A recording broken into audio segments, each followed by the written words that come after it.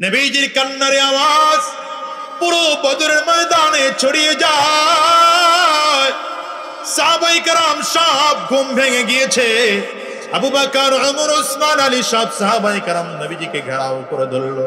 সাহাবায়ে কেরাম ডেকে বললেন, পয়গম্বর, আমরা মুসা নবীর উম্মত নয়, আমরা মুহাম্মাদুর রাসূলুল্লাহর উম্মত।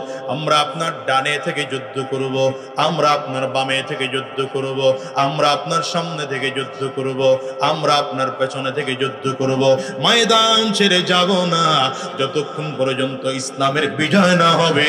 আমরা বদরের ময়দান ছাড়ব না। আবু বকর সিদ্দিক রাদিয়াল্লাহু আনহু নবীর জড়ায় ধরে চিৎকার করে কাঁদতে আরম্ভ করেছে আর ডেকে বলে, নবী আমার, হাসবুকা ইয়া রাসূলুল্লাহ, পয়গম্বর যথেষ্ট হয়েছে আপনার কান্না, আপনি আর কান্না করবেন না। আপনি যদি কান্না করেন আমি আবু বকর সহ্য করতে পারি না। হযরত ওমর বললেন, পয়গম্বর, আপনার 312 জনের মধ্যে 313 জনের মধ্য থেকে যদি 312 জন সাহাবী চলেও যায়, আপনি একা সিপাহ সালার থাকবেন আর আমি আপনার শূন্য হয়ে থাকব। আপনি আদেশ করবেন, আমি একা একা যুদ্ধ করব, হাজারো বেঈমানদের সাথে যুদ্ধ করব, ময়দান ছাড়ব না। এত সান্ত্বনা দেন সাহাবায়ে কেরাম। এরপরে আল্লাহর নবীর কান্না বন্ধ হয় না। নবীজি এখনো কাঁদতেছেন। কান্না করার কারণ হলো রব্বে করিমের পক্ষ থেকে আমার নবী কোনো ফয়সালা চান। হঠাৎ করে আল্লাহ তাআলা জিবরিল আমিনকে জানায় দেয়, জিবরাইল,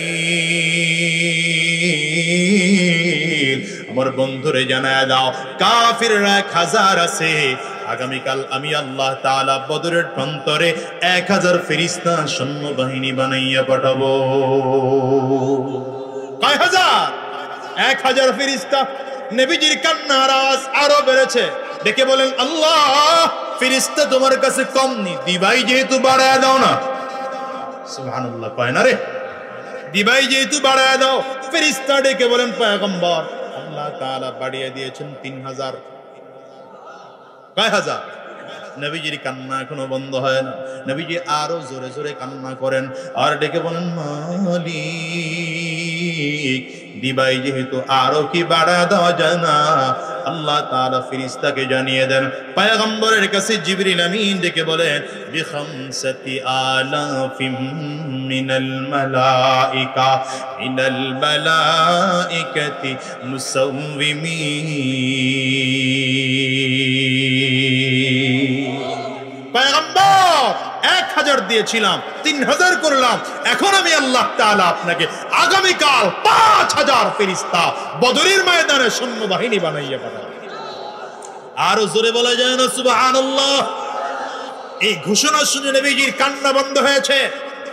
আরে মুসলমান, নবীজি কান্না বন্ধ করে মোনাজাত শেষ করেছেন। নবীজির দোয়া শেষ করতে দেরি, বৃষ্টি হতে আর দেরি হয় না। এবার পরিস্থিতি কেমন হলো? বৃষ্টির কারণে ওই যে ধুলা বালুগুলো ছিল এগুলো জমিনের মধ্যে মিশে গেছে, বালুগুলো শক্ত হয়ে গেছে। সাহাবায়ে কেরাম খুব বীর বিক্রমে হাঁটতেছেন, বুক টান করে করে হাঁটতেছেন। আর ওই যে কাফিররা আগের থেকে এসে শক্ত জমিন আগের থেকে দখল করেছিল, প্রচন্ড বৃষ্টির কারণে এটার মধ্যে এত পরিমাণ কাদা হয়ে গেল, ডান দিকে পা দিলে বাম দিকে চলে যায়, বাম দিকে হাঁটতে চাইলে ডান দিকে চলে যায়, সামনে যাইতে চাইলে পেছন দিকে চলে যায়। ও মুহূর্তের মধ্যে পুরো সিচুয়েশন পরিবর্তন হয়ে যায়। আল্লাহু আকবার চিল্লায় বলেন না? হ্যাঁ মুসলমান, এতটুকু না, এরপরে আরো আছে। আরে ফজরের নামাজের পরে রাহমাতুল লিল আলামিন সেদিন সাহাবায়ে কেরামদের মাঝে বক্তব্য দেওয়ার জন্য একটু উঁচু জায়গায় দাঁড়িয়েছেন। হাদিসের মধ্যে আসছে কাযরাইন, নবীজি এমন ভাবে বক্তব্য দিচ্ছেন মনে হয় যেন পোশাকের মধ্যে নবীজি টকবক করে ফুটতেছেন। নবীজির কপালের রগ খাড়া হয়ে গিয়েছে, ঘাড়ের রগ দুটো খাড়া হয়ে গিয়েছে। রাসূলুল্লাহ সাল্লাল্লাহু আলাইহি ওয়াসাল্লাম রাগের কারণে থরথর করে কাঁপতেছেন। এই যে বলে না হুজুররা জোরে আওয়াজ দিয়ে কথা বলে কেন?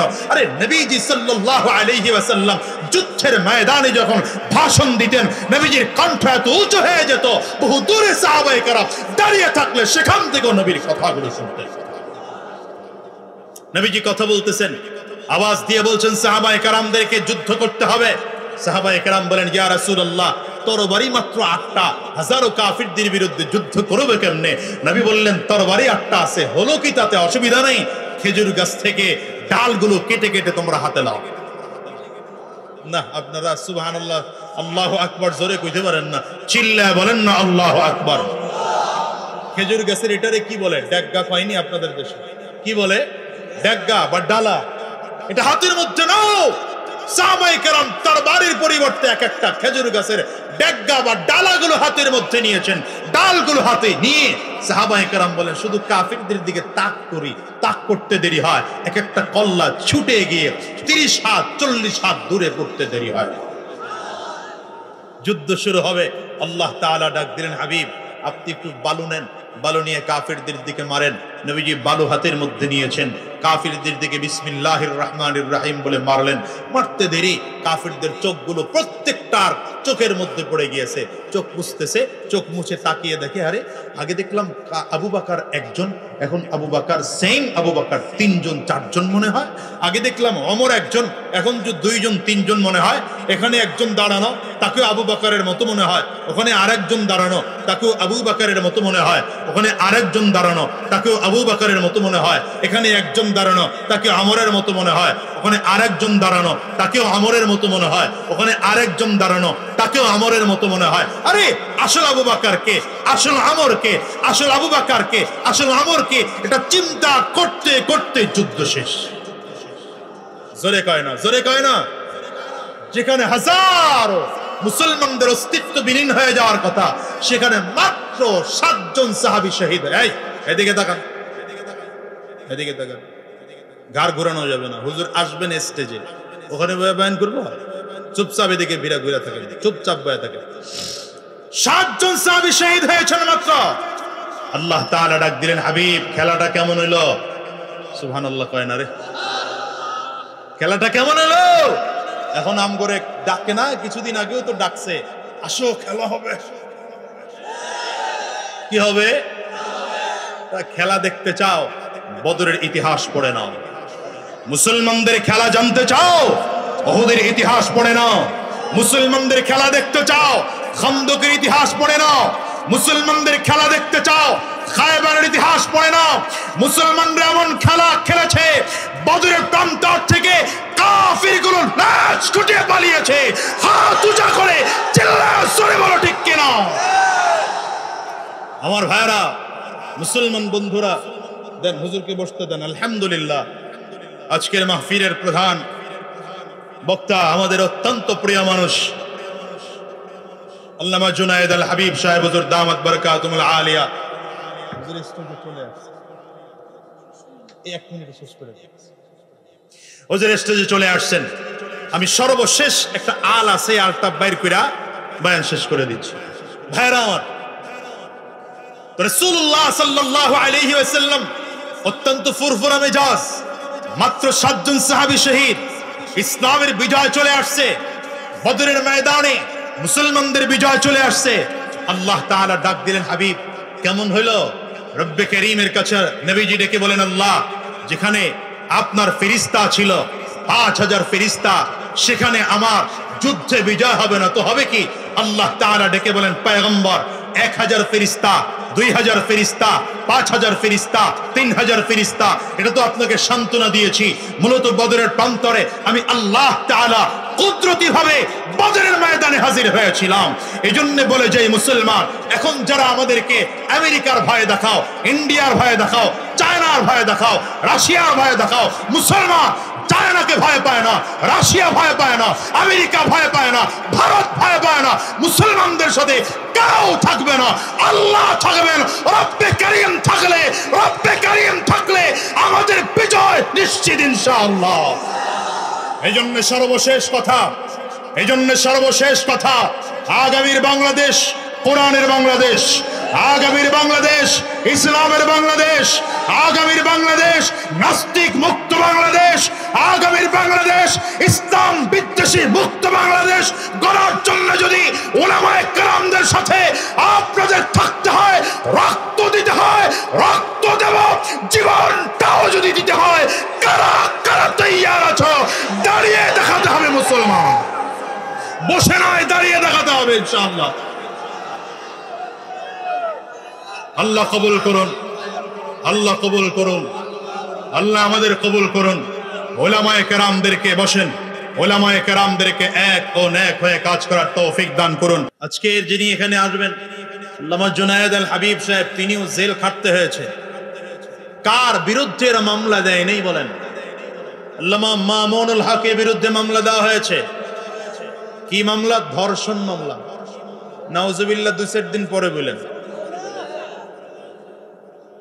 আল্লামা খালিদ সাইফুল্লাহ আইয়ুবীর বিরুদ্ধে মামলা দেওয়া হয়েছে। কি মামলা? তিনি নাকি গুলিস্তানে ককটেল নিক্ষেপ করেছেন। আমার এক উস্তাদ মাদানীনগর মাদ্রাসার নায়েবি মুহতামিম আল্লামা আলী আকবর সাহেব, হুজুরের বিরুদ্ধে মামলা দেওয়া হয়েছে। তিনি নাকি রমনা বটমূলে হামলা করেছেন। আমরা যখন ছাত্র ছিলাম তখন হুজুরকে জিজ্ঞাসা করলাম যে হুজুর, আপনি রমনা বটমূল গেছেন কয়দিন? হুজুর বলেন, যাবো তো দূরের কথা, আমি চিনিই না। হুজুর চিনেন না, অথচ রমনা বটমূল গিয়ে হামলা করেছেন, তার বিরুদ্ধে মামলা হলো। মামলা হয় নাই কার বিরুদ্ধে বলেন? চরমনার পীর সাহেবের বিরুদ্ধে মামলা হয়েছে। তিনি নাকি 10,000 টাকা পকেট মারছেন। মামলা। শেখ চরমনাই মুফতি সৈয়দ ফয়জুল করিমের বিরুদ্ধে মামলা হয়েছে। তিনি নাকি এমপি রে ঘুষি দিয়া দাঁত ফালায় দিছেন। আমার বিরুদ্ধে মামলা হয়েছে, আমি নাকি কার ঘরে ঢুইকা ঘর চুরি করছি। আমার বিরুদ্ধে মামলা হয়েছে। আলহামদুলিল্লাহ, এখন অনেকটা নিচের দিকে যাচ্ছে মামলাগুলো, নিষ্পত্তির দিকে যাচ্ছে। কোন উলামায়ে কেরামদেরকে মামলার হামলা করে নাই? কোরআনের পাখি, দীর্ঘ বছর যিনি কোরআনের দাওয়াত দিয়েছেন, আল্লামা দিলাওয়ার হোসেন সাইদি সাহেবের বিরুদ্ধে ধর্ষণের মামলা দেওয়া হয়েছে। আমি বলি, যারা ধর্ষণের মামলা দিয়েছ, উলামায়ে কেরামদেরকে জেলে ঢুকিয়েছ, উলামায়ে কেরামদের কণ্ঠ বন্ধ করতে চেয়েছ, মাহফিলগুলো বন্ধ করতে চেয়েছ। মাহফিল করতে হলে থানার থেকে পারমিশন নিতে হবে, নয়তো মাহফিল বন্ধ হয়ে যাবে। আজকে তাকিয়ে দেখো, আমরা উলামায়ে কেরাম রাজা বাদশার মতো করেই কথা বলি। আমাদের সামনে এখনো হাজার লক্ষ শ্রোতা বিমুগ্ধ হয়ে কথা শুনে। আর যারা আমাদের বিরুদ্ধে চক্রান্তর ষড়যন্ত্র করেছ, কলা পাতার বিছানায় ঘুমিয়েও তোমাদের ক্লান্ত হয়নি, তোমাদের নিস্তার হয়নি। এমনকি লুঙ্গি পরে, দাড়ি কামিয়ে, মাথার চুলের কলপ লাগিয়ে মাছ ধরার ট্রলারে উঠেও বাঁচতে পারোনি, বাঁচতে পারোনি।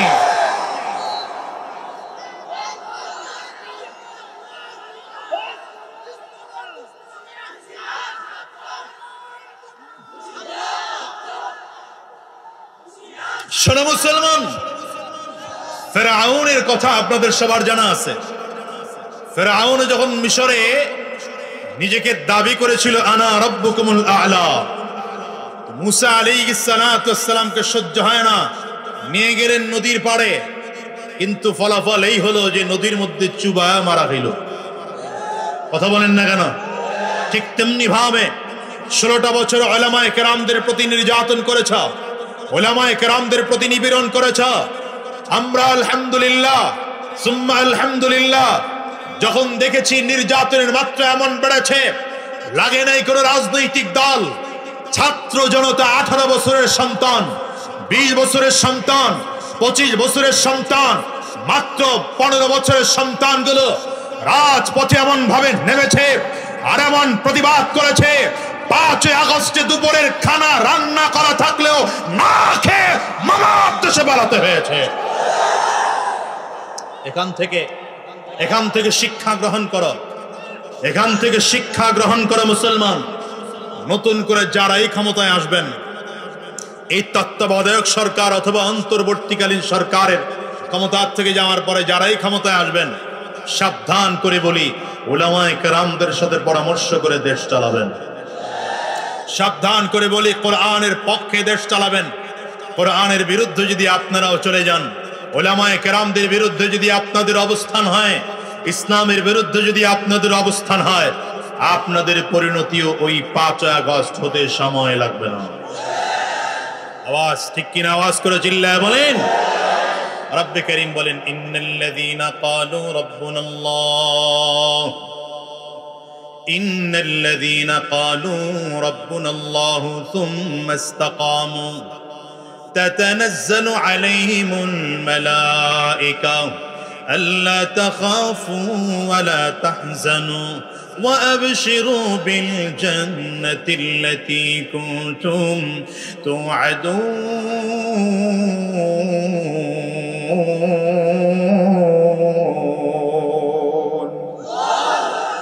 গুণ অর্জন করতে হবে দুইটা। কয়টা বলেন? আওয়াজ করে চিল্লায় বলেন কয়টা?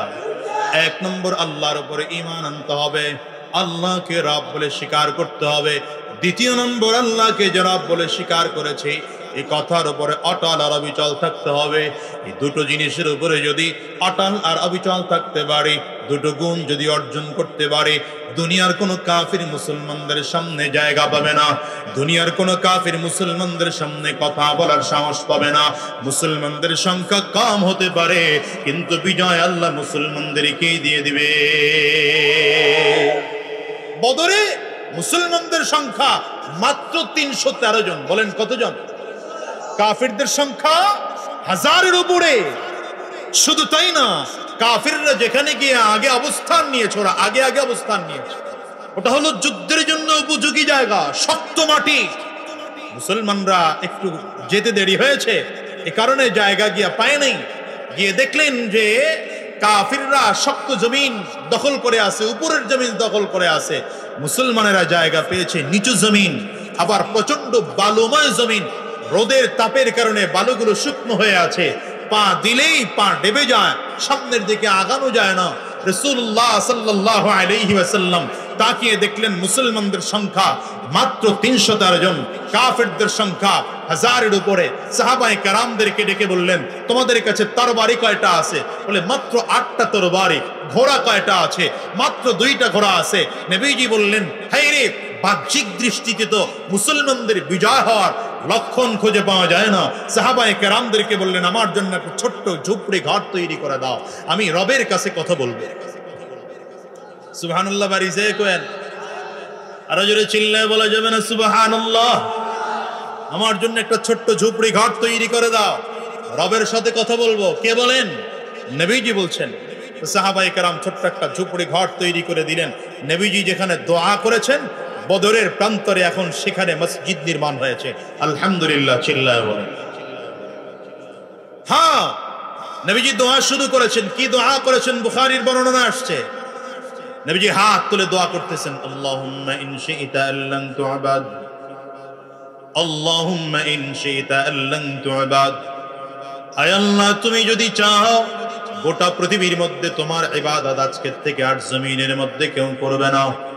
তুমি যদি চাও গোটা পৃথিবীর মধ্যে তোমার কুদরতি কদমে কেউ সাজদা দিবে না। তুমি যদি চাও আর কেউ নামাজ পড়বে না। তুমি যদি চাও তোমার দিন জমিনের মধ্যে থাকবে না। তাইলে সাহাবায়ে কেরামদেরকে নিয়ে আসছি, এদেরকে মেরে জমিন থেকে বিদায় করে মুসলমানদেরকে পরাজয় করিয়ে দাও। আর যদি তুমি চাও তোমার দিন জমিনের মধ্যে কিয়ামত পর্যন্ত থাকবে, তোমার ইসলাম কিয়ামত পর্যন্ত থাকবে, তোমার ইবাদত কিয়ামত পর্যন্ত মানুষ করবে, তাইলে সংখ্যায় সাহাবায়ে কেরাম যদিও কম, কিন্তু ঈমানে বলে এরা বড় বলিয়ান। আয় আল্লাহ, মুসলমানদেরকে যেমন করে হোক বিজয় দিয়ে দাও। দোয়া করা অবস্থায় সিনা বরাবর হাত উঠিয়ে দোয়া করা সুন্নাহ। নবীজি সিনা বরাবর হাত উঠিয়ে দোয়া করতেছেন। দোয়া চলতেছে, হাত আস্তে আস্তে করে উপরের দিকে উঠতেছে। খেয়াল করেন, দোয়া চলতেছে, নবীজির হাত আস্তে আস্তে করে উপরের দিকে উঠে এত পরিমাণ হাত উঠেছে, সাহাবায়ে কেরাম বলেন নবীজির এই শরীর থেকে চাদর পড়ে গিয়ে বগল মোবারক দেখা গিয়েছে। নবীজি হাত পুরোটা উপরের দিকে উঠাইলেন। শুধু হাত উঠিয়ে ক্ষান্ত নয়, এবার রাহমাতুল লিল আলামিন আস্তে আস্তে করে বসার থেকে দাঁড়াতে শুরু করলেন। দাঁড়াতে দাঁড়াতে দাঁড়াতে দাঁড়াতে পুরোটা দাঁড়িয়ে গেলেন। হাত দুটো আগের থেকে উপরের দিকে উঠানো। এবার নবীজি পায়ের বুড়া আঙ্গুলের মধ্যে ভর করে আরো উঁচু হয়েছে না, এমন করে নবী উঁচু হয়েছে দেখলে মনে হয় রব্বে করিমের আরশে আজিমের সাথে ঝুলে ঝুলে আমার নবী দোয়া করে।